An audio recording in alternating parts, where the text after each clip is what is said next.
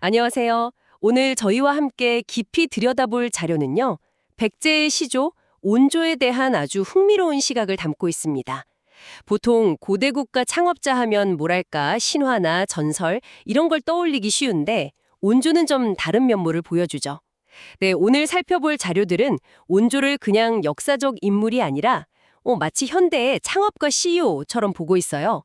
리스크를 관리하고 기회를 포착한 전략가로 분석하고 있더라고요.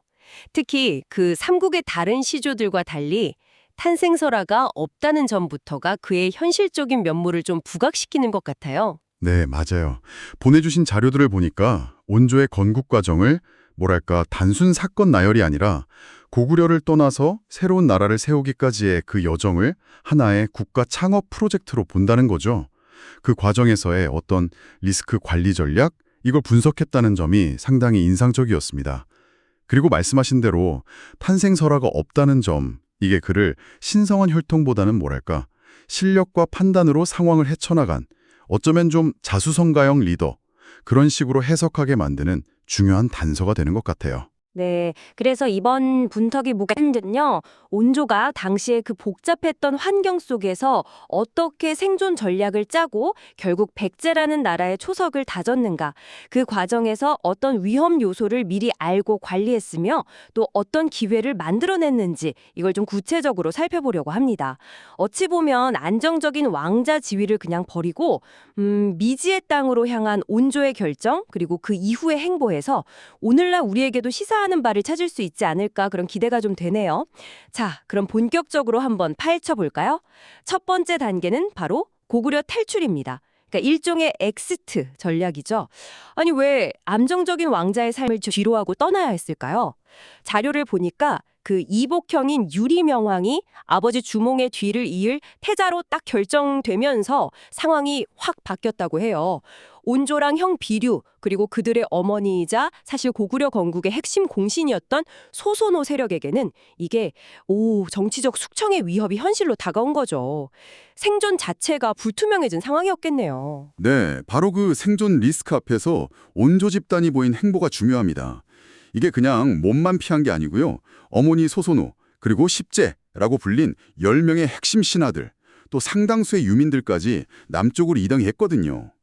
고구려 입장에서는 이게 핵심 인재와 세력이 빠져나간 거지만 새롭게 시작하는 온조 집단에게는 건국 초기에 꼭 필요한 강력한 인적 자본, 그리고 부여와 고구려의 선진 문화나 기술 같은 아주 중요한 무형 자산을 확보하는 계기가 된 셈이죠. 어떤 면에서는 핵심 역량을 가지고 분리 독립하는, 뭐랄까 현대 기업의 전략적 분사, 스트래티직 스핀오프와도 좀 유사한 측면이 있어요. 기존 조직의 자산을 활용해서 새로운 가능성을 찾은 거죠. 감수하면서 남하를 이끌었다는 사실 자체가 그를 따르는 사람들에게는 강력한 신뢰를 주었다. 이렇게 분석하더라고요. 단순히 지위 때문이 아니라 행동으로 리더십을 딱 증명한 셈인데 이런 신뢰 자본이 초기 조직을 묶는 어떤 구심점 역할을 했겠죠. 그리고 더 나아가서 그 10명의 신하들, 십제의 의견을 잘 듣고 또 그들에게 권한을 위임하는 모습을 보였다는 점도 주목할 만한 것 같아요. 이걸 요즘 말로 임파워먼트, 즉 권한 부여라고 하잖아요. 단순히 일을 맡기는 걸 넘어서 구성원들이 자율성과 책임감을 가지고 자기 역량을 발휘하게 하는 거. 이게 초기 백제 운영 방식의 되게 중요한 특징으로 보입니다. 네, 바로 그 점이 온조 리더십의 핵심 중 하나입니다. 임파워먼트가 제대로 작동하면요, 리더 혼자 모든 걸 결정하는 것보다 훨씬 더 합리적이고 효과적인 의사결정이 가능해지거든요. 예를 들어서 나중에 도읍지를 정할 때 신하들의 그 지리적인 분석과 제안을 온조가 받아들인 것은 그냥 의견을 들었다는 걸 넘어서서 그들의 전문성을 신뢰하고 결정권을 존중했다는 증거라고 볼 수 있습니다. 이게 초기 백제 집단의 결속력, 그리고 또 위기 대응 능력을 높이는 그런 기반이 되었을 겁니다. 자, 고구려를 성공적으로 나왔어요. 온조 일행에게 다음 과제는 이제 새로운 정착지를 찾는 것이었겠죠? 두 번째 단계는 바로 백제의 건국과 초기 통합 과정인데요. 여기서 도읍지로 하남 위례성을 선택하는 그 과정이 상당히 전략적입니다. 신하들이 왜 하남 땅을 추천했는지 그 이유를 들어보면 이게 그냥 감이 아니라 아주 철저한 입지 분석에 기반했다는 걸 알 수 있어요. 북쪽의 한강은 방어선도 되고 중요한 물류 운송로도 될 수 있다. 동쪽의 산지는 방어랑 자원 확보에 유리하고 남쪽의 넓고 비옥한 평야는 안정적인 식량 생산 기반이 되고 또 서쪽의 바다는 해상 교역 가능성을 열어주면서 동시에 방어에도 이점이 있다. 뭐 이런 거였죠. 네, 맞아요. 화려함이나 어떤 상징성보다는 생존과 성장에 꼭 필요한 실질적인 요소들을 최우선으로 고려한 아주 현실적인 선택입니다. 이게 초기 기업이 당장 눈에 띄는 기술보다는 안정적인 수익 구조, 그러니까 캐시카우를 확보하는 데 집중하는 거랑 비슷하다고 볼 수 있죠. 확실한 기반 위에서 이제 다음 단계를 도모하겠다, 이런 의도였을 겁니다. 근데 여기서 흥미로운 점은 함께 내려왔던 형 비류는 다른 선택을 했다는 거예요. 그는 바닷가인 미추홀을 선택했는데 이건 아마도 해상 활동을 염두에 둔 어쩌면 다른 형태의 발전 모델을 생각했을 수도 있어요. 하지만 결과적으로 미추홀은 땅이 너무 습하고 염분이 많아서 농사짓고 정착하기에는 어려움을 겪었고 결국 실패로 돌아갔습니다. 아, 여기서 특히 주목할 만한 점이 또 있네요. 그 비류 세력이 실패한 다음에 그 백성들이 온조의 위례성으로 대거 이동해왔다는 사실이요. 자료에서는 이 상황을 온조가 경쟁자의 실패를 통해서 오히려 인적 자원을 늘리고 세력을 키운 뭐랄까 일종의 성공적인 인수합병, M&A, 그러니까 경쟁자의 자산을 흡수해서 자기 규모를 키우는 전략을 성공시킨 걸로 해석하더라고요. 그리고 이후에 나라 이름을 처음 함께 온 신하들을 뜻했던 십제에서 백제, 즉 백성이 즐겁게 건너왔다는 의미로 바꾼 것도 이런 통합과 성장을 상징적으로 보여주는 일종의 브랜딩 활동으로 볼 수도 있겠네요. 네, 그 비교는 정말 시사하는 바가 큽니다. 안정적인 핵심 자원, 그러니까 농업 기반과 지리적 이점을 중요하게 생각한 온조의 모델이 어쩌면 충분한 사전 조사나 환경 분석이 좀 부족했을 수도 있는 비류의 모델보다 초기 생존에 훨씬 유리했다는 걸 보여주죠. 그리고 또 하나, 리더의 판단 착오 같은 내부적인 요인이 외부의 위협, 예를 들어 나중에 온조가 겪게 될 마한의 압력 같은 것보다 때로는 더 치명적인 결과를 낳을 수도 있다는 점을 생각해보게 합니다. 온조는 이 M&A를 통해서 초기 정착 단계에서의 어떤 불확실성을 줄이고 성장의 발판을 딱 마련한 셈입니다. 자, 나라의 기틀을 잡고 초기 통합까지 이루긴 했지만 온조 앞에는 더 큰 산이 기다리고 있었습니다. 그렇죠. 세 번째 단계는 당시 한반도 남부의 맹주격이었던 마한과의 관계 설정, 그러니까 지정학적인 도전에 대한 대응입니다. 자료에 따르면 초기 백제는 마한 연맹체를 구성하는 54개 소국 중 하나였거나 적어도 마한의 아주 강력한 영향력 아래에 있었을 가능성이 높다고 해요. 기록에는 온조가 처음에 마한 왕에게 동북쪽 백리 땅을 얻어서 나라를 세웠다는 이야기도 나오는데 만약 그렇다면 마한은 백제에게는 일종의 상위 규제기관이나 지역 맹주 같은 그런 존재였던 거죠. 네. 갈등의 발단은 온조왕 13년, 기원전 6년경 정도로 추정되는데요. 온조가 웅천, 지금의 공주 부근으로 추정되는 지역에 군사적인 목적의 목책, 그러니까 방어시설을 세우면서 시작됩니다. 마한 왕은 이걸 그냥 단순한 시설 건축으로 본 게 아니라 자신의 영향권에 대한 도전이자 영토 침범 의도로 받아들인 거죠. 그래서 당장 그 목책 허물어라, 안 그러면 군사행동도 불사하겠다는 식의 아주 강력한 경고를 보냅니다. 이제 막 자리를 잡아가던 신생국 백제에게는 이건 뭐 국가의 존망이 걸릴 수도 있는 아주 심각한 위기 상황이었습니다. 주변에는 아직 낙랑군 같은 세력도 있었고 마한과 정면으로 부딪히기에는 국력이 너무 부족했죠. 아, 여기서 온조가 내린 결정이 참 놀랍습니다. 그쵸? 목책을 지키자니 강대국 마한하고 전면전이 불가피하고 그렇다고 또 순순히 허물자니 이제 막 세운 나라의 위신이 크게 손상될 수 있는 그런 상황이었잖아요. 이런 딜레마 속에서 온조는 결국 굴욕을 감수하고 목책을 스스로 철거하는 길을 택합니다. 당장의 자존심이나 명분보다는 장기적인 생존과 실리를 선택한 거예요. 자료는 이런 온조의 선택을 전략적 인내 혹은 시간 벌기 전략 이렇게 분석하는데 와 정말 대단한 현실 인식과 위기 관리 능력이라는 생각이 듭니다. 네, 그렇죠. 이 결정은 작은 모욕이나 손해를 참지 못하면 더 큰 계획을 망친다는 아주 냉철한 현실 인식을 바탕으로 한 겁니다. 온조는 강대국과의 시기상조인 충돌이 가져올 그 파국적인 결과를 정확히 예측하고 무모한 대결을 피한 거죠. 이를 통해서 마한에게 공격의 빌미를 주지 않았고 내부적으로 국력을 더 키울 수 있는 아주 귀중한 시간을 확보한 겁니다.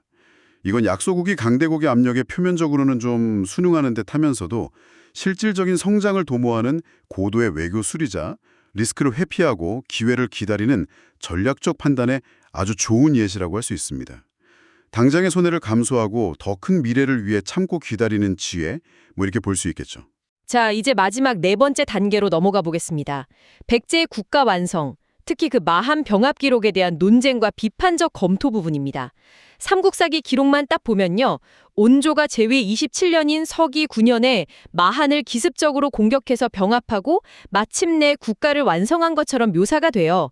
심지어 온조가 직접 나서서 마한이 점점 약해지고 있으니 지금 먼저 쳐서 후한을 없애야 한다 이렇게 선언하는 대목까지 등장하거든요. 에서 많은 의문이 제기되고 있습니다. 주로 중국 측 역사서인 삼국지 위서, 동의전 같은 다른 기록들하고 비교를 해보면요.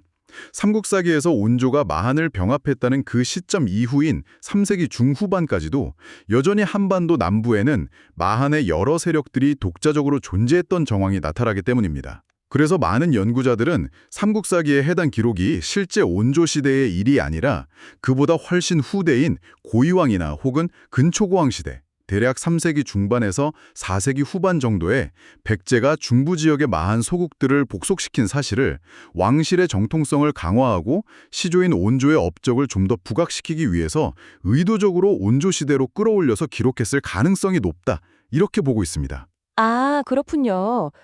그럼 온조 시대의 마한병합 이야기는 완전히 꾸며낸 걸까요? 아니면 일부 사실에 기반했을 가능성도 있을까요? 네, 자료에서는 만약 이 기록에 어느 정도 사실이 반영되어 있다면 그것은 마한 연맹체 전체를 완전히 중복했다기보다는 마한의 54개 소국 중에서 백제와 인접한 일부 중심 세력이나 거점 지역을 공략했을 가능성을 조심스럽게 제기합니다. 마한은 강력한 중앙 집권 국가라기보다는 여러 소국들의 좀 느슨한 연맹체였을 가능성이 큰데요. 백제가 지리적 이점 같은 걸 활용해서 이 연맹체의 핵심 연결고리나 중요 거점 몇 군데를 장악함으로써 마한 전체의 영향력을 약화시켰을 수 있다, 이런 추론입니다.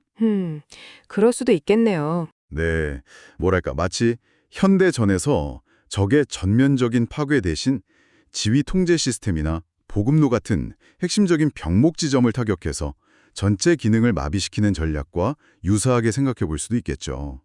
중요한 점은 우리가 역사 기록을 접할 때 그 내용을 그냥 액면 그대로 받아들이기보다는 기록된 시점의 어떤 정치적 배경이나 의도, 예를 들어 왕권 강화라든지 국가적 자부심 고취 같은 그런 목적이 반영될 수 있다는 것을 인지하고 좀 비판적으로 검토하는 자세가 필요하다는 것입니다. 그리고 백제의 성장이 온조라는 한 명의 영웅적인 시조대에 단숨에 완성된 것이 아니라 여러 세대에 걸친 장기적인 노력과 전략, 그리고 역량 축적의 결과물이었다는 점을 이해하는 것이 중요해 보입니다. 자, 오늘 온조의 백제 건국 과정을 국가 창업 리스크 관리라는 이 현대적인 틀로 다시 조명해보니 정말 새롭고 흥미롭지 않으셨나요? 신화적인 후광 대신에 아주 철저한 현실 분석과 실용적인 판단으로 위기를 관리하고 기회를 창출하면서 나라의 기초를 세운 어떤 한 창업가의 여정을 본 것 같습니다. 네, 오늘 분석한 내용을 요약해보면요. 온조 리더십의 핵심적인 특징은 크게 세 가지로 정리해 볼 수 있을 것 같아요. 첫째는 리더 스스로 위험을 감수하고 앞장서는 그 솔선수범을 통해서 얻은 강력한 신뢰. 이걸 바탕으로 십제와 같은 핵심 인재들을 확보하고 그들의 전문성을 존중하면서 의견을 경청했다는 점이고요. 둘째는 그렇게 모인 인재들에게 단순히 일을 맡기는 걸 넘어서 실질적인 권한을 위임, 임파워먼트함으로써 집단 지성을 활용하고 조직 전체의 영향을 끌어올렸다는 점입니다. 그리고 셋째는 마한과의 갈등 같은 그런 결정적인 위기 상황에서 감정이나 당장의 명분보다는 장기적인 생존과 실리라는 그 목표를 우선시하면서 때로는 굴욕도 감수하고 기다릴 줄 아는 전략적 인내를 보여주었다는 점이죠. 아, 정말 그렇네요. 고구려 내두의 정치적 위기를 오히려 인재와 자원을 확보하는 탈출의 기회로 전환하고 한강유역이라는 최적의 성장 기반을 선점하고 또 경쟁자였던 비류의 실패를 통해 세력을 확장하고 강대국 마한의 압박에는 정면 충돌 대신 유연하게 대처하면서 시간을 벌었던 모습들. 듣고 보니 정말 오늘날 불확실한 환경 속에서 생존하고 성장해야 하는 스타트업이나 기업의 전략과도 맞닿는 부분이 많다는 생각이 듭니다. 주변 환경을 냉철하게 분석하고 타이밍을 포착하고 또 예측되는 리스크를 관리하는 능력, 이런 건 정말 시대를 초월하는 리더십의 본질이 아닐까 싶네요. 맞습니다. 온조의 사례는 성공적인 시작과 지속적인 성장이라는 것이 단지 한 사람의 비범한 능력이나 한순간의 어떤 극적인 결단에만 의존하는 것이 아니라는 것을 보여줍니다. 주변 환경에 대한 면밀한 분석, 장기적인 비전을 바탕으로 한 전략적인 선택들, 그리고 꾸준한 내부 역량 강화와 축적의 과정을 통해서 이루어진다는 점을 잘 보여주는 거죠. 신화가 아닌 현실의 발을 딛고 있었기에 가능했던 그런 성취라고 할 수 있겠습니다. 네, 오늘 분석을 마무리하면서 청취자 여러분께 이런 질문을 한번 던져보고 싶습니다. 온조가 마한의 압력 앞에서 보여주었던 그 전략적 인내, 즉 당장은 손해나 굴욕처럼 보일지라도 더 큰 목표나 장기적인 생존 가능성을 위해 참고 기다리는 그 지혜가 지금 여러분 각자의 삶이나 일 혹은 추구하고 있는 어떤 목표와 관련해서 어떤 의미를 가질 수 있을까요? 어쩌면 잠시 멈춰서 생각해보는 것만으로도 새로운 관점을 얻을 수 있지 않을까 싶습니다. 다음에도 흥미로운 자료와 함께 더 깊은 탐구를 이어가도록 하겠습니다.